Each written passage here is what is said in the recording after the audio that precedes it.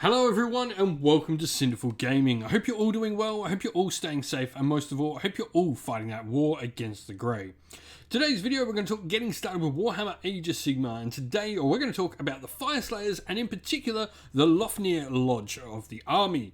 Now in this video we're going to go through and talk about what makes the Lofnir Lodge special, what special rules do we get with that subfaction inside Battletome Fyreslayers, and then we'll take a look at some units we can use to start our Lofnir faction with. We'll then take a look at some other units we can use after those sort of initial purchases to get the army steady and ready to expand upon and create our first 1000 point army list. With that said, we'll show you a 1000 point army list at the end of the video for you to use as some inspiration for creating your own Fyreslayers army using the Lofnir Lodge's special rules, or indeed copy ours if that's what you wish to do. So what do we get that's special for Lofnir? First of all, like I said, you can find these rules inside Battletome Fyreslayer. You also get to add 2 to the wounds characteristic of all friendly Magmadroth units. In addition, up to 3 Magmadroths may have a different mount trait rather than 1 in your army, and Rune Suns on Magmadroths become a battle line option for the army. So, suffice to say, this subfaction is all about taking Magmadroths. They're going to get more wounds, they're going to get more access to abilities, and you're going to get more of them on the table. The Rune Suns on Magmadroth do drop the Behemoth keyword, so you can literally run an all Magmadroth army with the Lofnir Lodge. And so, where to begin for our Fyreslayers? And the first thing I like looking at is the Auric Runesmiter. I think he's actually the solid start to the army. His access to some of the particular artifacts we can take within the army, I think, is a really great asset. He's also got his Runic Empowerment ability, where he can choose to give +1 to wound to friendly Magmadroths, though that's not as important as generally getting a priest in the army and allowing us access to all the prayers that the Fyreslayer priests have access to, in addition, maybe even some of the generic ones. Now, this is going to be a lot of information that is going to apply to Magmadroths in general. First of all, they have their Roaring Firestream, where they can get a nice little shooting attack, and they can actually make it better if they choose not to shoot one turn. They get a better shot the next turn. Their Lashing Tail will, at the end of the combat phase, do some mortal wounds, and the Volcanic Blood will also do wounds to the enemy when the Magmadroth is wounded. Magmadroths themselves will have their nice claws and horns, which will be a variety of different attacks, so generally 6 3s and 3s Ren 1 damage 2. They're blazing more with 3 attacks of 4s, 2s, Ren 2 damage D3. And then you've got a variety of different weapon options available to them, depending on who the rider is, depends on what you will get there.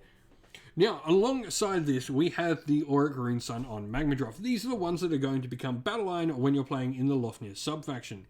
So they do have 16 wounds standard, which means 18 wounds inside of the subfaction and a 4-up save, which is pretty sweet. Their big thing is that they are going to have the Vying for Glory rule, where if an modified hit roll for an attack made by this unit targets a monster and is a 6, the attack causes a number of mortal wounds equal to the weapon's damage characteristic and the attack sequence ends. So you get some nice mortal wound output out from the unit, available to you. You know, if the unit is making some attack and they're targeting a monster, they can do mortal wounds, which is pretty nice considering a few of their weapons have some nice damage values. So first of all, the Wyrmslayer Javelin with damage D3, or you can go with the Ancestral War Axe for a damage 2. Meanwhile, you've got that damage D3 and 2 on the Magmadroth itself there. On top of, if you go with the Wyrmslayer Javelin, you've got a nicer shooting attack at 1 shot, 4s and 3s, Ren 2 damage D3. And so, where to next though? Well, the last Magmadroth option we have available to the army is the Auric Runefather on Magmadroth. He is the big head honcho of the lodges. His Latchkey Grand Axe is going to give him 4 attacks at 3s, Ren 1 damage 3. Roaring Firestream, Lashing Tail, Volcanic Blood, all the same things we've talked about on Magmadroths already, but in addition, his Lord of the Lodge ability will allow him to give a once per battle at the start of your combat phase, you pick a friendly unit on the battlefield with his ability to unleash their Wrath of Grimir.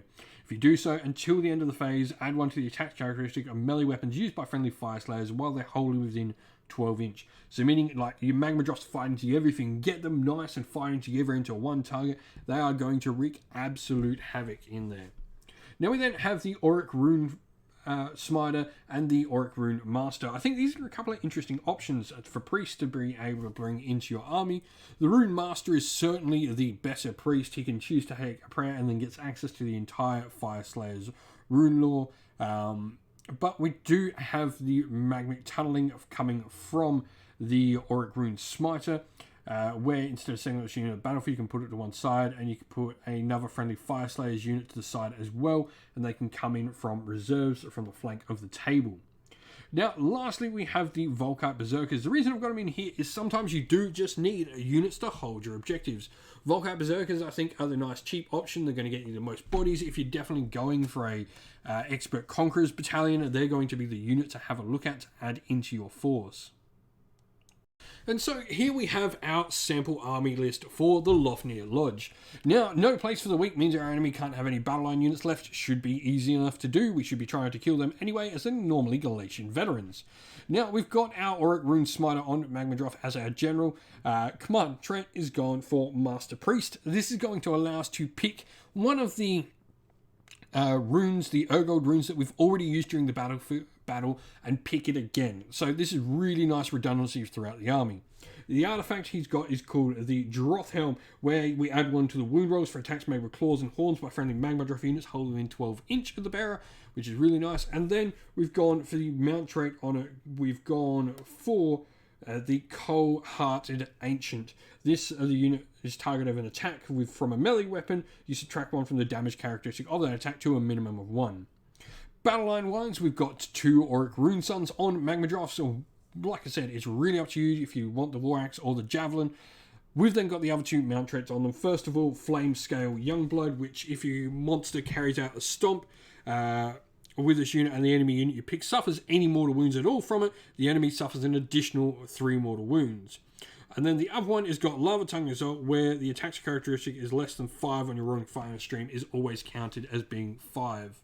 Both those Magmadroths are going to go in a Bounty Hunters battalion, giving us some extra damage if we're not doing mortal wounds with their vying for the glory roll.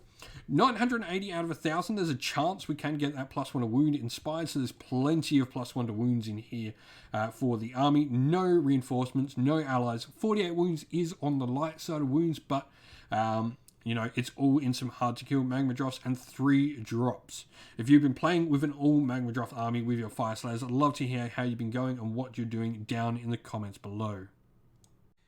That's the end of the video, everyone. Thank you all for watching. We hope you enjoyed it. If you did, please don't forget to leave a like and subscribe to the channel if you haven't already. Also, drop us a comment down below in the comments section and let us know what you enjoyed about the video and what you'd like to see more of on the channel. If you'd like to come chat more with me and other members of our little community here we have at Cinderful Gaming, you can do so on our Discord server, which is linked in the video's description. Also linked in the video's description is our Patreon and YouTube members, where you can go to help support the channel and allow us to keep doing what we're doing.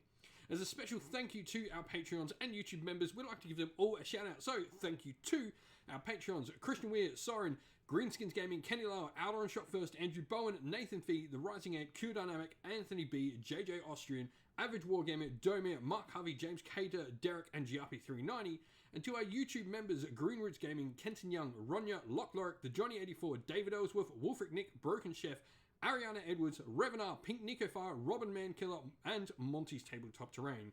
And lastly, a special thanks to Lady Witchfox Art, who does all the amazing artwork you see on the channel. Thank you all for watching. Once again, stay safe, stay well, and most of all, keep fighting that war against the Grey. Ciao for now, everyone.